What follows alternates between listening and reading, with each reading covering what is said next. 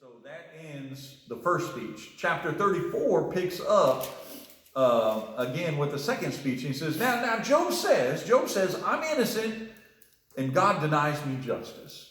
Job, the results are in, and you are the liar. You're telling the story. You're fooling yourself here. You have done something wrong, Job. He says, you have associated with wicked and evil people. That had to have been it. Maybe that's the problem. You were just hanging out with the wrong crowd, right? You know, you didn't listen to your parents when they said, don't hang out with the wrong kind of people. He says, God is a perfect and a righteous being, and there is no way that God would do wrong and pervert justice. So if you are being punished, God is just, ergo, your punishment must be just. And he said, by the way, Job, now, we're starting to see a foreshadow to what's going to happen in a few chapters. He looks at Job and says, who are you to condemn God? He starts to make a case of, man, you ain't nothing but a lowly man. Who are you to stand up and say, God, you've made a mistake? He says, if you refuse to repent, should God really reward you for that? I mean, if you're not willing to say you made a mistake, why would God even bother with blessing you again? And then he finishes out chapter 34 there. He says, let's see here. Okay. He says, to his sin, he's talking about Job. To Job's sin, he has rebellion. Scornfully, he claps his hands among us and multiplies his words against God. So he says, not only have you sinned, now you're rebelling against God because you know what you've got to do to make this thing right. And all you want to do is flap your jaws and keep accusing God of wrongdoing here. Chapter 35 begins a third speech. It says, then Elihu said, basically he says, whether you are sinful or righteous, how does that affect God? In other words, God's God, so who cares? I mean, your argument, Job, is that you shouldn't be punished because you've been righteous. Well, God is God. God can do whatever he wants. I mean, that's what this section here boils down to. You know, he says, man, bad things happen all the time. And now my argument is that bad things happen to bad people, but even if you were righteous, what is that to God, right? He says, God doesn't answer you because you're arrogant. Because of your arrogance, you think you can tell God what he should or shouldn't be doing, and you're a wicked man. That's why God's not answering you. And he says, and then he finishes it up there in chapter 35, the end. He's like, Job, you don't even know what you're talking about. Now, they say it a little more eloquently. My Bible says, so Job opens his mouth with empty talk, and without knowledge, he multiplies words. So basically, he's saying you're ignorant. You don't know what you're talking about. You shouldn't be talking. And then 36 through 37 is the fourth and final speech from Elihu. So Elihu says, bear with me, Job. I'm almost done. Just a few more things here for you. And then he starts to puff himself up. He says, my knowledge on this subject is perfect. I know exactly what I'm talking about. So now he's going back to the same kind of argument that the three friends were like, look, you need to listen to me because I know more than you do on this, which Job has already refuted in chapter 28 with his little discourse about wisdom and where it can be found. So we see that Elihu is no more wise than the other two. He says, my knowledge on this is perfect. He says, this is what I know. God's justice is firm. I mean, sometimes it can be harsh, but I promise you, it's always fair. God does not deal unfairly with people. Now, real quick side note for us that have the benefit of seeing everything and knowing what's going on. The three friends, Elihu, they don't know about that cosmic wager that God had with Satan, right? But we know. So, you know, for us, we know that God is fair because God hasn't done any of this to Job. All this is the evil one doing this to him. But yet we go back to Elihu and he says, you messed up. And God's only trying to reprimand you. He's trying to straighten you out. God's doing this because he loves you. And he says, besides that, God's ways are far beyond our understanding. There's no way we could fathom why God is doing what he's doing. And then he finishes off by saying, last but not least, he says, you have no standing to make a case before him. You just can't do it. Let's see. Let's see how he puts it here. I thought I had it marked here, but I don't.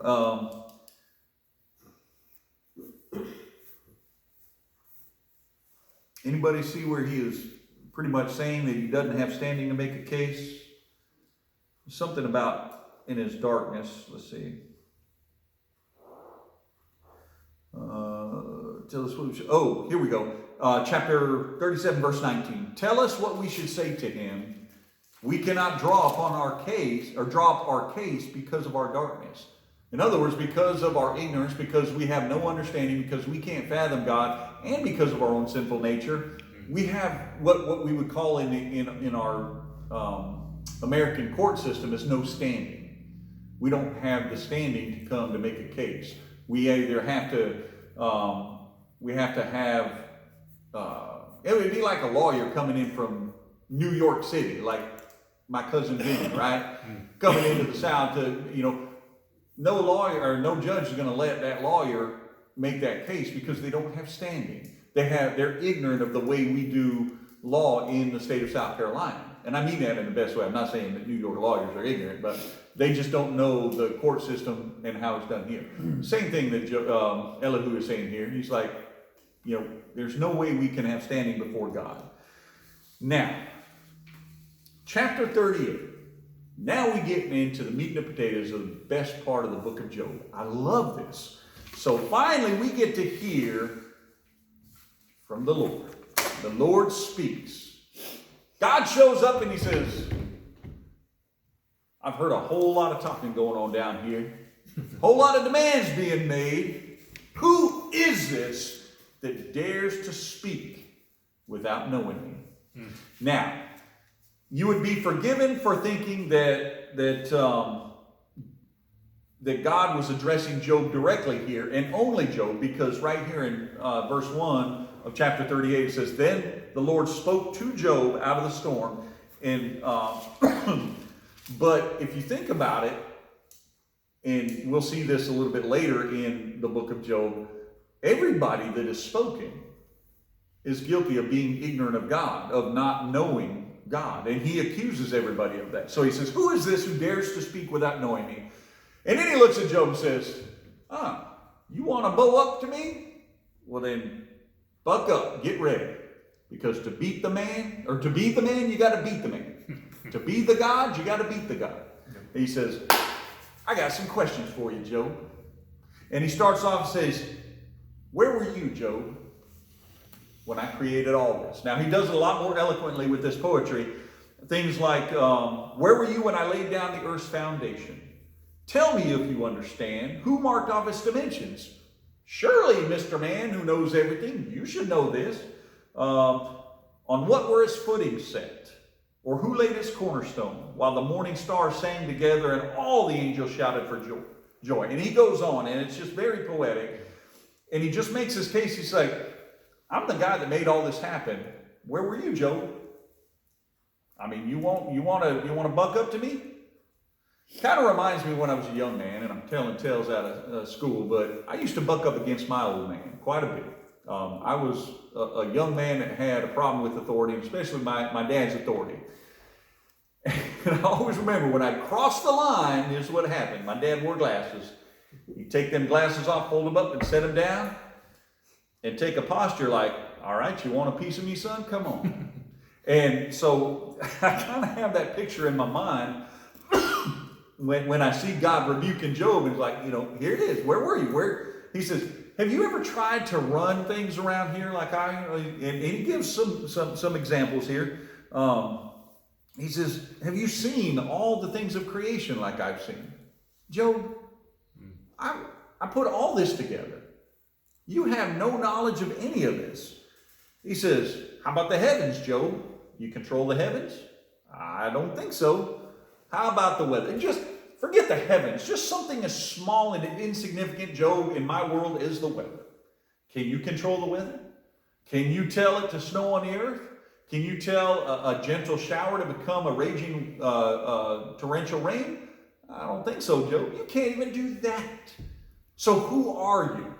Who are you to stand up against me? Consider all that I know.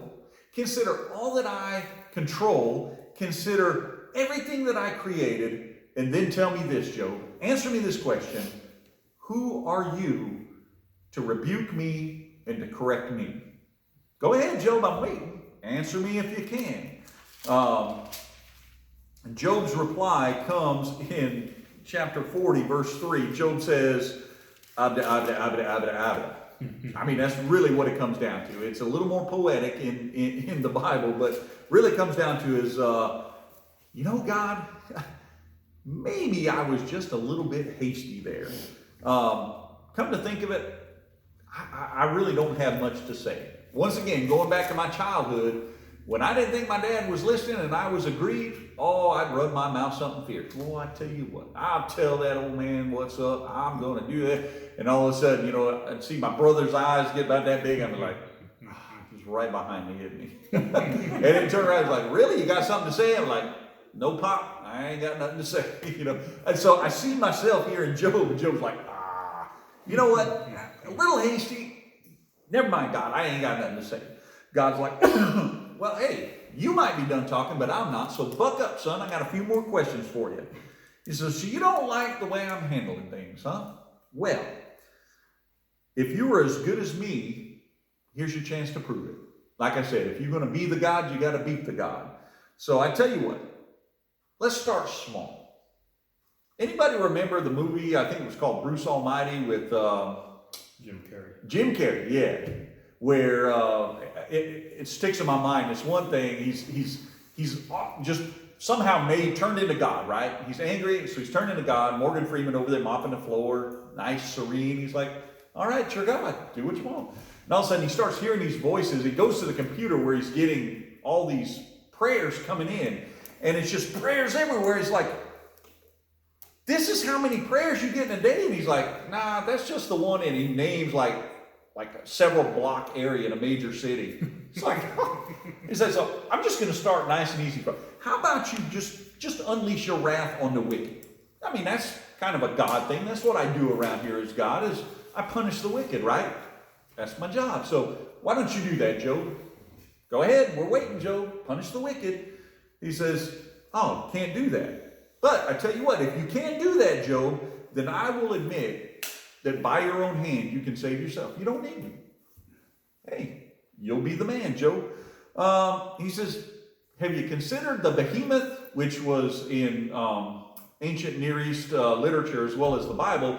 The behemoth was, it was kind of like a placeholder for the largest land animal you can imagine. So, and then there was the equivalent sea creature called the Leviathan. Both of them are named there. So, I'm able to do all this stuff with the behemoth, the biggest land animal you can imagine, Job. And I can handle the Leviathan of the deep like you wouldn't believe.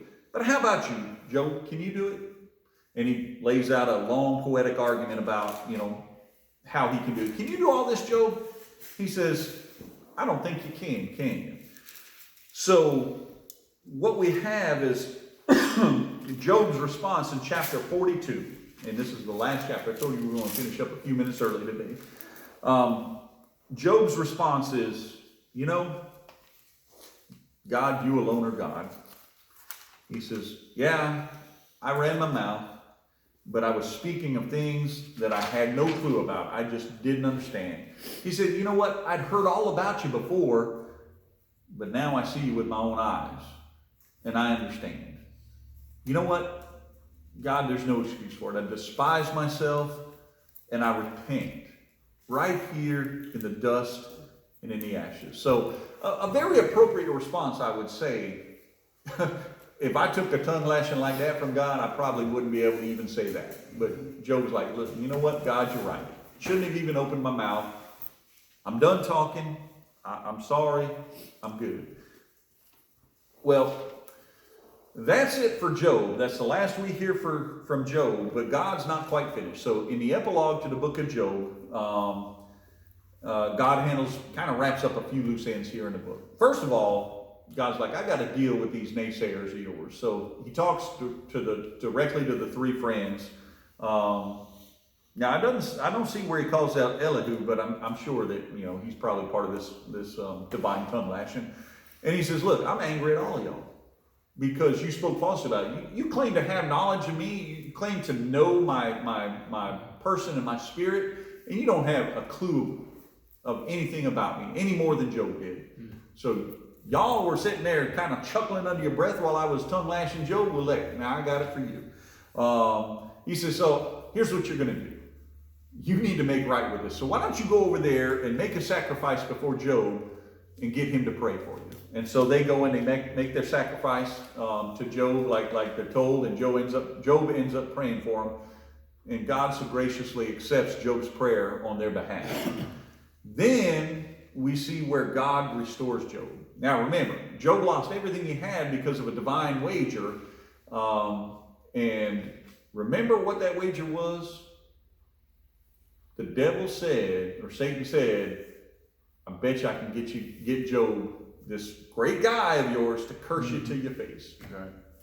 Anywhere in here, in this story that I've told over the last 2 nights, have you heard anywhere where Job cursed God? No.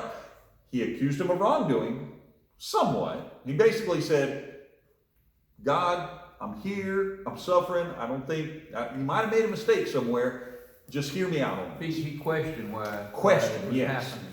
Questioned, demanded an audience with God, which we think is irreverent. I don't think I would demand an audience with God, but he never cursed God. But it does establish a relationship. It does. Yeah, absolutely. And so God restored his fortunes. Says he gave him back twice of what he had before. So everything he lost, other than his kids, he got twice as much of. And we're told that God blessed the latter part of Job's life, even more blessed than it was his first part of his life. He ended up with 14,000 sheep, 6,000 camels, 1,000 yoke of oxen, and 1,000 mules. He got 7 sons and 3 daughters, which was the same number of sons and daughters he had before. And we don't hear anything about his sons, but the author here goes to great pains to describe those 3 daughters and to let us know that, those were the most beautiful girls in all the land. And Job then blessed them in a way that men did not bless daughters back then, because they weren't supposed to be able to own property. He cut them in on the same inheritance as his 7 sons. And then the last thing we hear about Job was that he lived 140 more years, and he saw his great-great-great-grandchildren be born. And in the very last verse of the book of Job, and so Job died, an old man and full of years. And I would imagine with a full heart and a new appreciation for his God. I'm telling you, that... I like that back there in chapter 38, though, when the Lord answered Job, and then down here in the third line it says, and gird up now thy loins like a man, and I will demand of thee and answer thee. Yep. That's the Lord telling somebody to pull your britches up. That's right. Yeah. Yep. Buck up, son. Let's go for it. You better brace yourself, because it's coming. You called me down, so let's dance. I love it. I had never thought about it before tonight, but when there's a set of rules that are set up by somebody's character, these are the rules. If I do good, I get good. If I do bad, I get bad. Right. That's the Absolutely. rules. You stick to it, and I'll stick to it. But those same rules, I've never thought about it before. But God's grace. This is a real good flip of the coin of God's grace. Absolutely. Where, if you're gonna stick to the rules, I'm not gonna make it. But if you know what I mean. Mm-hmm. If you go by the book, I'm a goner.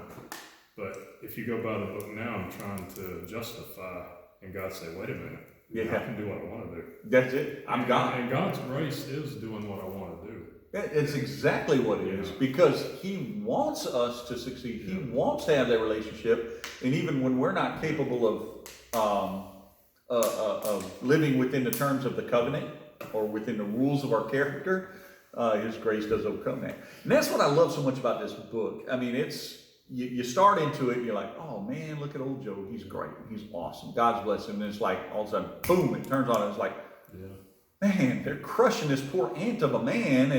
And then you got to listen to him suffer with people accusing him of stuff. You wouldn't believe how many people think that bad things happen only to bad people. And when adversity comes into somebody's life, people will say, did I share that with you last week about how I almost punched a guy in the face up at, I mean, because, on the hillside, on the hillside there up at Table Rock State Park. When that guy, basically when I shared with him that my wife had passed away after an illness and basically accused her of being a whore. Yeah. He says, who was she sleeping with that God would do that to her? But there are a lot of people that's their view of God is, if you're good, God's going to bless you. If you're bad, God's going to curse you. He doesn't depart from that. And the book of Job clearly shows that's not the case. Yeah. And it clearly puts a lot of the burden on us and on Satan as well.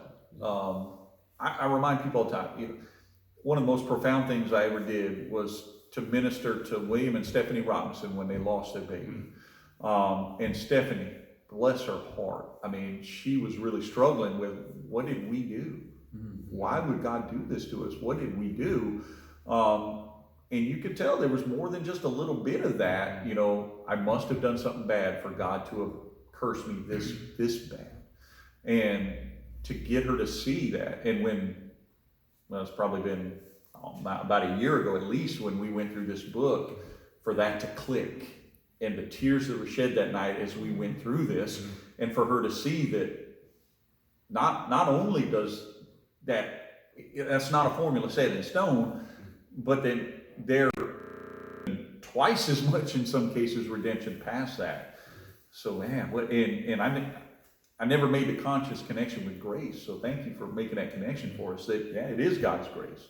But I mean, to say we judge others by their actions and ourselves by our intentions. Yeah, we do that. And it's real easy to become self-righteous. I mean, ask somebody seriously, could Hitler go to heaven? Yes, he could go to heaven. Absolutely. Absolutely he could. Could he be in heaven? He could be. We might be surprised when we get there and we shake hands with him. People have these things they've already said, no, Hitler can't go to heaven. Oh, yeah. I mean, we've already established certain parameters. We have. Well, I was watching a 2020 on Hulu today after church, and while I was eating lunch, and this woman had she had married a man, but she was having a little thing on the side through the internet with this other guy, and she was feeding him a bunch of lies like, hey, I'm pregnant with your kid, because they would sneak off to Reno together. But my husband beat me and caused me to have a miscarriage. And oh, he's so terrible. Her husband was doing none of that. Well, this man drove like 800 miles and shot her husband with a shotgun and killed him. And of course, everything came out because you can't do anything on a computer without leaving some sort of trail.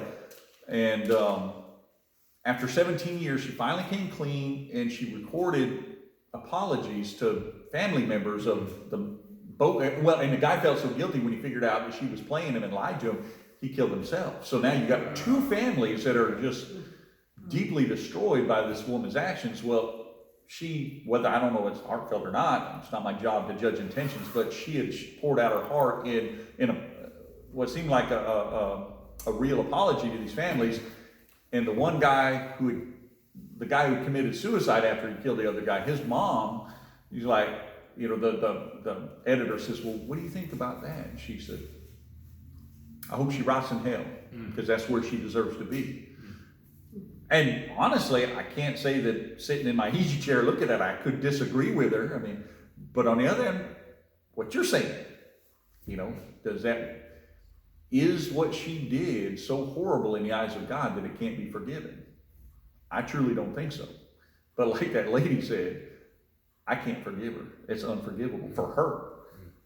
But like what I said in I can't remember now, it was a Bible study thing. About the rich getting into heaven, and Jesus saying it's easier for a camel to go through the eye of a needle. And then his disciples were like, well, then who can get into heaven? Jesus said it's impossible with man, With God, nothing's impossible. So we set up those parameters. Yeah. God's like, foolish humans with your parameters. I can do what I want. I'm God. Gosh. I just saw, I saw a note earlier in my Bible that God asked Job 70 questions. I didn't count them, but Well, I just counted the question marks and there were 70. 70 of them. That's a very good number. Well, and when we get to Revelations, I'll share this, but symbology and numerology in the Bible is deeply important, and the number 7 and 10 represent divine completeness, and so now we're looking at a multiple of a 7 and a 10. So I think there's probably something there for a deeper study in Job at one point, but there's a reason that number's in there. 70 Listen, questions. you're good at counting. He's fast at counting. If you had gone that way, you would have been at 69 because Vicky. All right. Are there any other observations or questions or anything anybody wants to share before we call it a night? That was good. Yep, thank you. All right, you're welcome. Well, thank you guys. It's always a blessing to come and be with you on a Sunday night. So I just bid you to go forth in peace, and we'll see you again next week. God bless. Amen. Good. Hey folks, remember to click the subscribe button below and ring the bell to be notified when we post new content. And as always, if today's video touched you in some way, please hit the thumbs up button and leave us a comment. We love to hear how our content impacts your walk with Jesus Christ. Until next time, God bless.